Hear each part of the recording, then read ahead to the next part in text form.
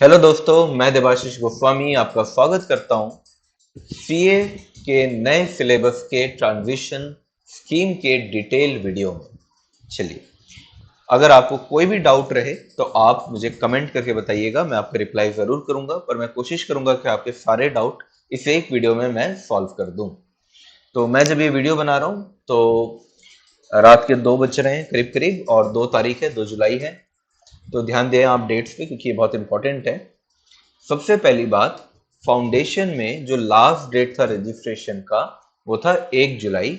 अगर आप अटेम्प्ट करना चाह रहे हैं दिसंबर का पेपर, तो वो डेट खत्म हो चुका है।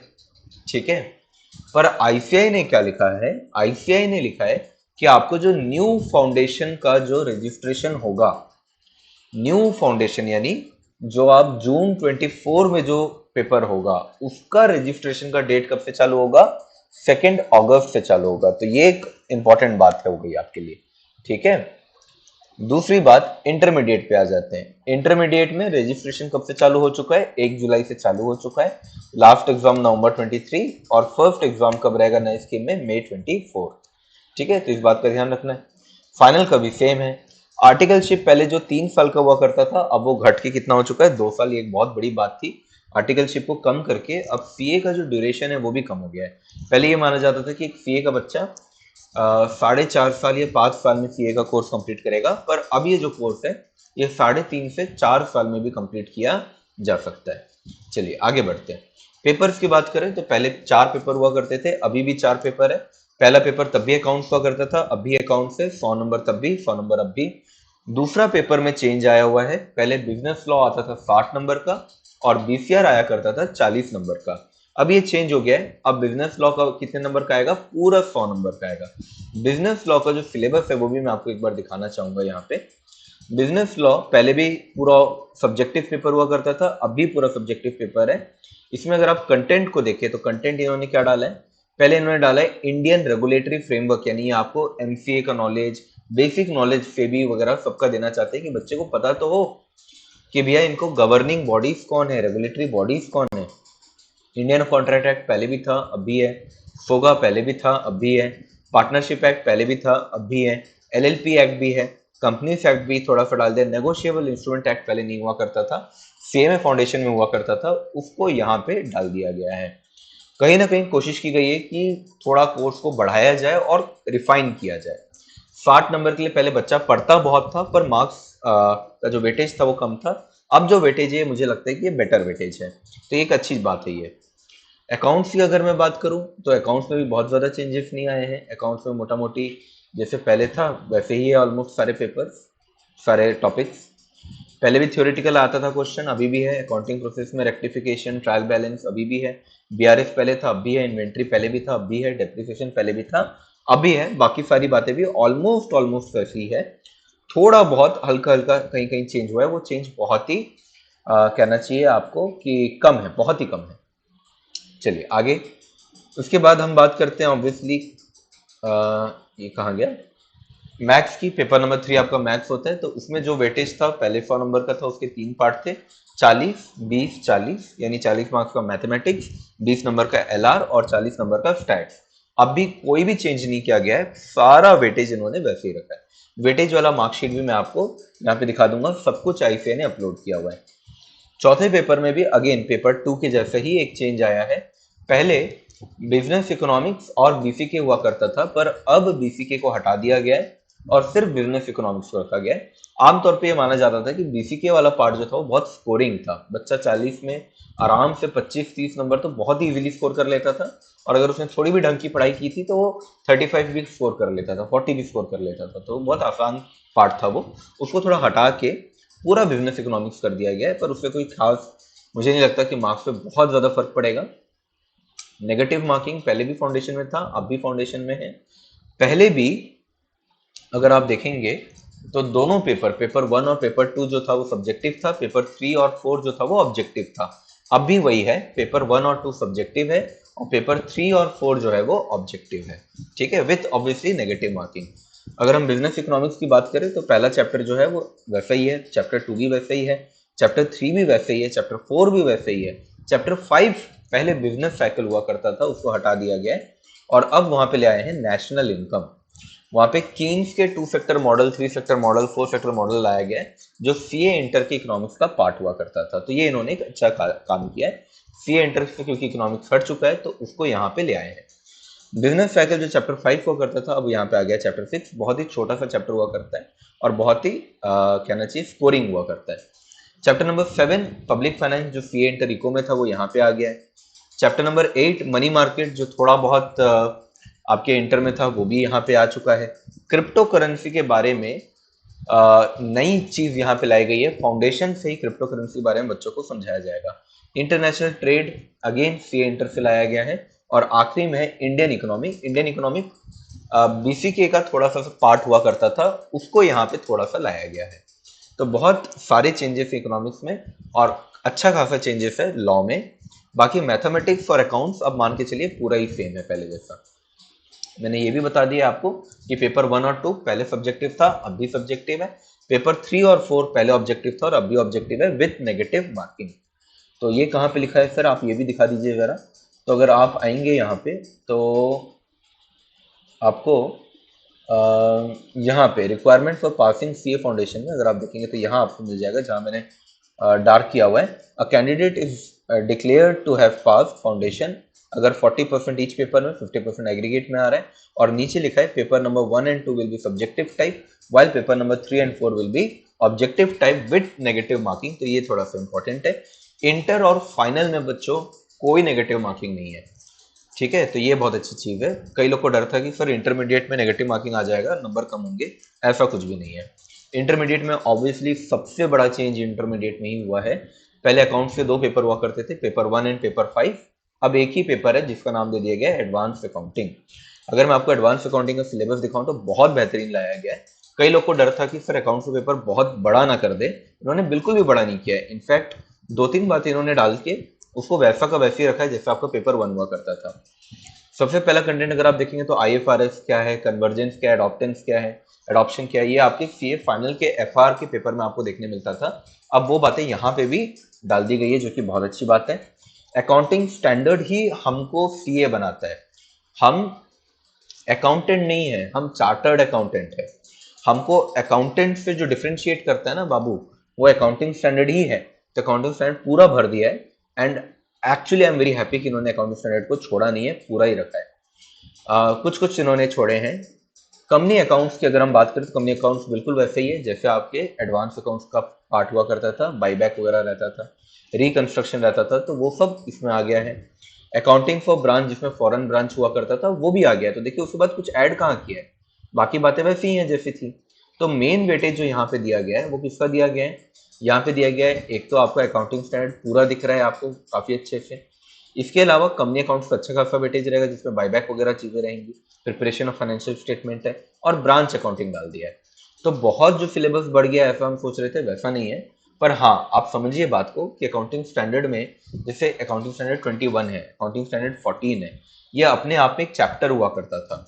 तो वो सारी चीजें आएंगी जब अकाउंटिंग स्टैंडर्ड 10, तो ये सब थोड़ा तो आपका कहीं ना कहीं ट्रबल करेगी। पर ऑब्वियसली हम अकाउंटेंट्स हैं तो हमारा अकाउंटिंग वाला पेपर सबसे इंपॉर्टेंट है, तो उसका वेटेज खराब नहीं करना चाहिए था इनको, उन्होंने किया भी नहीं है। बहुत अच्छा स्ट्रक्चर है मुझे लगता है।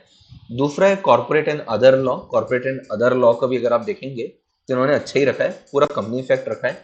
कई लोग को ये लग रहा था कि सर सीए फाइनल करना डाल दे, तो इन्होंने सीए फाइनल को सिर्फ फेमा डाला है, बाकी कुछ भी नहीं डाला है।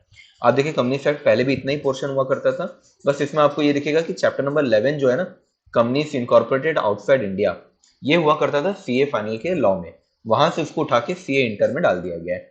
एलएलपी जो था वो यहाँ पे रखा गया है। अदर लॉ 30 मार्क्स का हो गया है। 30 मार्क्स में एक जनरल क्लॉज एक्ट जो पहले भी था, इंटरप्रिटेशन जो था वो पहले भी है। फेमा जो है वो लाया गया है। फेमा पहले सीए फाइनल में हुआ करता था और फेमा बहुत इंपॉर्टेंट माना जाता है और बहुत ट्रिकी माना जाता है। एक ऐसा चैप्टर है जिससे बच्चे डरते हैं, तो एक उस चैप्टर को सीए इंटरमीडिएट में लाया गया है। तो अब बच्चों को उसमें थोड़ी मेहनत करनी पड़ेगी, बट आई थिंक जो फेमा है वो जरूरी भी है, तो हमारे लिए अच्छा है वो। तीसरा टैक्सेशन। टैक्सेशन पहले 60 और 40 मार्क्स का हुआ करता था, अभी भी इनकम टैक्स का वेटेज उतना ही है, वेटेज कुछ भी कम नहीं हुआ है इनकम टैक्स में।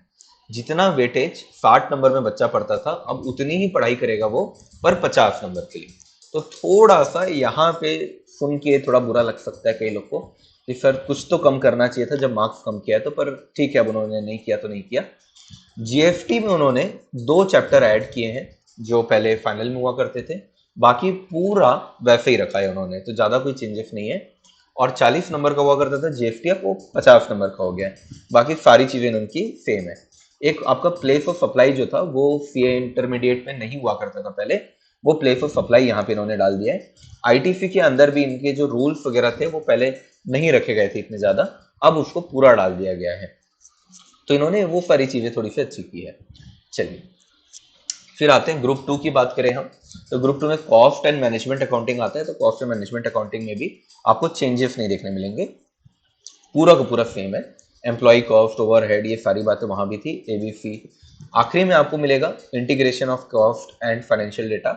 इसमें हल्का चेंज किया गया है, बहुत ज्यादा भारी चेंज इसमें भी नहीं है। Method of costing, cost control, standard, budget, ये पहले भी हुआ करता था और अब भी है, तो कॉस्टिंग में मुझे नहीं लगा कि कोई भी चेंज है। ऑडिटिंग एंड एथिक्स, तो ऑडिटिंग एंड एथिक्स का सिलेबस थोड़ा वास्ट कर दिया गया है, मुझे ऐसा फील हुआ पढ़ के, क्योंकि जितने भी टाइप के स्टैंडर्ड थे मेरे को लगा कि सारा स्टैंडर्ड इसमें डाल दिया है, मतलब कुछ भी नहीं बचा है।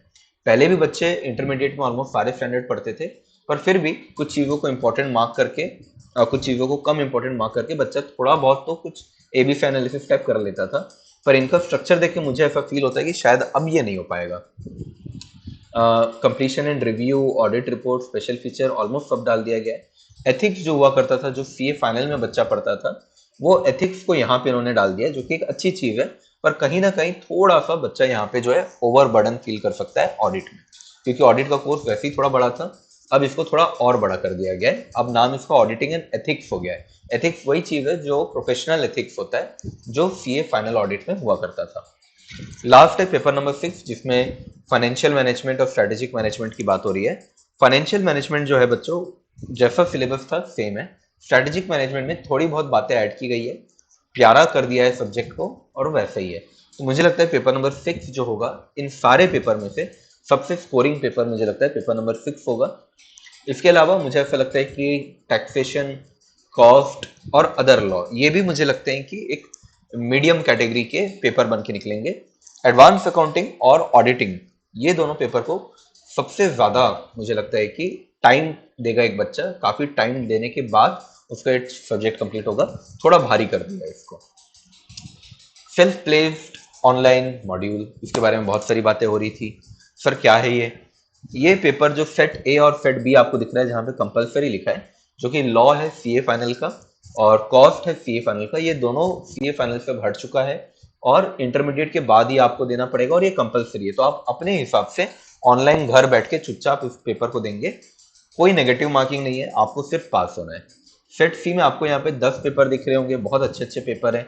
Risk management, insolvency, international tax, arbitration, forensic accounting, ये सारे सब्जेक्ट को बहुत अच्छा माना जाता है। फॉरेक्स एंड ट्रेजरी मैनेजमेंट, ये बेहतरीन सब्जेक्ट है। मतलब मैं इस वीडियो में इनकी जितनी तारीफ करूँ उतनी कम है, मैं तारीफ कर भी नहीं सकता, शब्द कम है। ये सारे सब्जेक्ट में से आपको सिर्फ एक सब्जेक्ट चूज करना है, जो भी आपको अपने हिसाब से अच्छा लगता है। जैसे अगर आप टैक्स में अच्छे हैं तो इंटरनेशनल टैक्स ले सकते हैं, आप लॉ में अच्छे हैं तो आईबीसी ले सकते हैं, अगर आप फाइनेंशियल मैनेजमेंट में अच्छे हैं तो आप फॉरेक्स ले सकते हैं, फाइनेंशियल सर्विस ले सकते हैं, रिस्क मैनेजमेंट ले सकते हैं। इस तरीके से अपने हिसाब से आप चूज कीजिए, कोई एक पेपर बस आपको चूज करना है।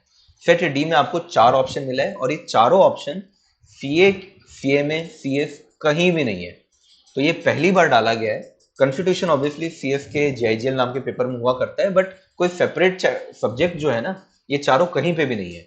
तो आईसीआई पहला इंस्टीट्यूट है जिसने सेट डी में ऐसे 4 पेपर लाए हैं जो कहीं भी नहीं है। तो बहुत ही अच्छे पेपर हैं। साइकोलॉजी, फिलोसॉफी समझना मैं बिल्कुल भी एक्सपेक्ट नहीं कर रहा था कि ऐसे सब्जेक्ट भी आ सकते हैं, और ये बहुत अच्छा है, आज की डेट में ये बहुत जरूरी है। तो आपको बस एक सिलेक्ट करना है, अपने घर में इस पेपर को देना है और पास होना है। आए अब अगर अपन फाइनल में, तो फाइनल में जो बच्चे फाइनल तक पहुंचते हैं, फाइनल में अभी होंगे अगर, तो वो बच्चों को ऐसा कुछ भी नहीं लगेगा कि सर बहुत बड़ा चेंज है या कोई खतरनाक चेंज है। एफआर पहले भी था, अभी भी है। पहले स्ट्रेटेजिक फाइनेंशियल मैनेजमेंट था, अब एडवांस फाइनेंशियल मैनेजमेंट है। ऑडिटिंग था, अब भी है। डायरेक्ट टैक्स था, अब भी है। इनडायरेक्ट टैक्स था, अब भी है। इंटीग्रेटेड बिजनेस सोल्यूशन, ये क्या है मैं आपको इसको शॉर्ट में बता देता हूँ कि ये क्या है। ऊपर के जो 5 पेपर आपको दिख रहे हैं ना, वो पांचों पेपर से क्वेश्चन आएंगे पेपर नंबर 6 में। पहली बात तो इंटरमीडिएट के भी कुछ पेपर्स हैं, उनके भी कुछ क्वेश्चंस यहाँ पे आ जाएंगे, यानी कि दिस विल बी एक खिचड़ी पेपर। यानी एक बच्चे से उम्मीद की जाती है कि आप हर चीज आपको मालूम होना चाहिए। एक सीए एक ऐसा इंसान नहीं है जो कोई एक सब्जेक्ट में एक्सपर्ट है और बाकी सब सब्जेक्ट छोड़ दे। उसको हर सब्जेक्ट में एक्सपर्ट होना चाहिए, या एक्सपर्ट नहीं भी है तो कम से कम एक एडिक्वेट नॉलेज होना चाहिए। उसके लिए पेपर नंबर 6 को रखा गया है।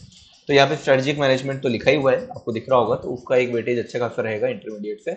बाकी भी थोड़ा थोड़ा इंटरमीडिएट के पेपर का कुछ क्वेश्चन, कुछ टॉपिक आपको इसमें देखने मिलेगा जब आप इसका पूरा पढ़ेंगे तो।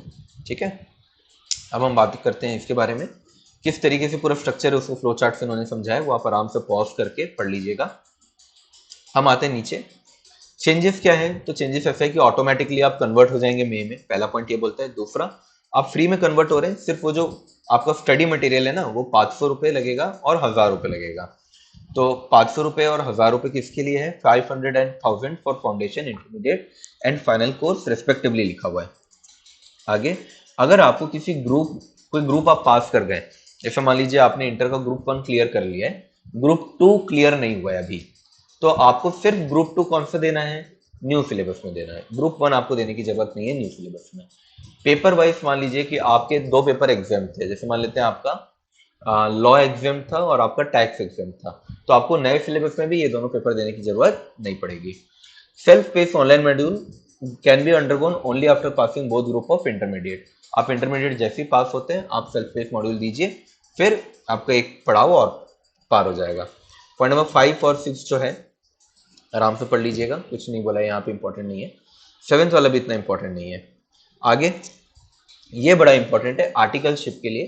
तो आर्टिकलशिप के ऊपर मैं एक अलग से वीडियो बनाऊंगा। इस वीडियो में मैं आर्टिकलशिप वाली बातें को कवर नहीं कर रहा हूँ, वरना ये वीडियो बहुत लंबा बन जाएगा। तो यहाँ पे ये पूरे आर्टिकलशिप वाली बातें बोली गई है। वैलिडिटी की अगर हम बात करें तो फाउंडेशन की वैलिडिटी 4 साल की है। Thereafter no revalidation is allowed, ये बहुत इंपॉर्टेंट पॉइंट है। नो रीवैलिडेशन इज अलाउड, यानी कि अब भाई 4 साल में आपको फाउंडेशन क्लियर करना है, और मेरे को लगता है 4 साल में क्लियर होना भी चाहिए, उससे ज़्यादा टाइम लगना भी नहीं चाहिए। इंटरमीडिएट कोर्स में कितना डाला गया है? 5 साल डाला गया है। Thereafter student are allowed to revalidate the intermediate registration only once in new scheme. कहने का मतलब क्या है? जैसे मान लीजिए आप 5 साल आपके खत्म हो गए और आपका इंटरमीडिएट क्लियर नहीं हुआ, तो आप एक बार और अपना रजिस्ट्रेशन करवा सकते हैं, मतलब नॉट रजिस्ट्रेशन, अब वापस से रिन्यू कर सकते हैं और आपको 5 साल और मिलेंगे। यानी इंटरमीडिएट अब आपको 10 साल के अंदर अंदर क्लियर कर लेना है। फाइनल कोर्स में भी एग्जैक्टली वही चीज बोली गई है, 10 साल आपको दिया जा रहा है भाई, 10 साल में पास हो जाइए। अगर आप नहीं हुए तो आपको रिवैलिडेशन मिलेगा 10 साल के बाद मिलेगा। ठीक है, तो मतलब कहीं ना कहीं बच्चा फाइनल में आके फिर भी अटक सकता है, तो उसको ज्यादा टाइम दिया गया है। इंटरमीडिएट में बोला गया है कि भाई आपको 5 + 5 10 ईयर्स आपको दिया जा रहा है। 10 ईयर्स से ज्यादा आप इंटरमीडिएट में अगर आप अटक गए तो फाइनल कब क्लियर करोगे, सीए कब बनोगे? तो it is kind of a very good step, क्योंकि कई बार जो स्टूडेंट्स हैं वो कोर्स में आके फंस जाते हैं, तो वो एक एग्जिट रूट लेकर आ गया है आईसीआई। इसके अलावा BAA जो है एक इन्होंने काइंड ऑफ एक सर्टिफिकेट लॉन्च किया है, जहाँ पे कोई बच्चा इंटरमीडिएट पास हो गया है, उसकी ट्रेनिंग खत्म हो गई है, उसने बाकी सॉफ्ट स्किल ट्रेनिंग वगैरह भी कर लिया है, सेल्फ प्लेस भी उसने कर लिया है, बस वो फाइनल पास नहीं हो पा रहा है, तो उसकी ताकि जिंदगी खराब ना हो, तो सीए ना सही BAA सही, तो BAA का सर्टिफिकेट मिल जाएगा। यानी बेसिकली BAA उसको मिलेगा जो सिर्फ सारी चीजें कर लिया है, बस फाइनल पास नहीं किया है। ठीक है, चलिए इसके बाद कन्वर्जन कब से कब तक है, इसके बहुत सारे सिनेरियोस इन्होंने दिए हैं। उन सिनेरियोस को आप आराम से खुद से पढ़ सकते हैं। मोटा मोटी मैंने जो स्टार्टिंग में बोला था, आप उसी को अगर सुन ले तो ये काफ़ी है, इसके अलावा कुछ भी आपको देखने की ज़रूरत नहीं है। आपको अगर कोई भी डाउट हो सब्जेक्ट से रिलेटेड या इस कोर्स से रिलेटेड, तो आप मुझसे पूछ लीजिएगा। इस वीडियो को हम यहीं पे ख़त्म करेंगे। आर्टिकलशिप पे एक वीडियो में अलग से लाऊंगा। ये जो पूरा वीडियो था ये किसके ऊपर था? ये हमारे सब्जेक्ट्स के ऊपर, और किस तरीके से किस डेट पे आपका चेंज करना है, क्या करना है, उसके ऊपर था। ठीक है, आई होप ये आपको हेल्पफुल लगा हो। कुछ भी अगर आपको सवाल जवाब करना हो तो आप कमेंट सेक्शन में कर दें, मैं आपका रिप्लाई जरूर करूंगा। Thank you very much.